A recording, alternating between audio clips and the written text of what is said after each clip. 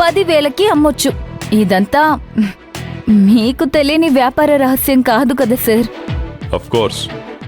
కానీ ఒక్కసారి brand value పోతే దాన్ని తిరిగి పొందడం ఆల్మోస్ట్ ఇంపాసిబుల్ సార్. ఆ గ్యాప్లో మన కాంపిటీటర్స్ ఓవర్టేక్ చేసేస్తారు. అందుకే భైరవి గ్రూప్ ఆఫ్ కంపెనీస్ పేరు నాశనం చేయాలనుకోవడం it's not a good idea sir. Guna, ఇప్పటి వరకు నాతో నాటుసారా తాగి కబాబులు తిన్నవాళ్లే ఉన్నారు. కానీ ఇలా ఫస్ట్ టైం ఒక మంచి ఐడియా ఇచ్చింది తను.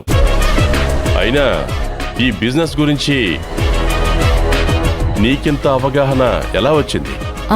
నేను కాంపిటేటివ్ ఎగ్జామ్స్కి ప్రిపేర్ అయ్యాను కదా సార్. అందుకే అన్ని సబ్జెక్టులలో నాలెడ్జ్ ఉంది సార్. నేను ఎంకామ్ చదివాను సార్.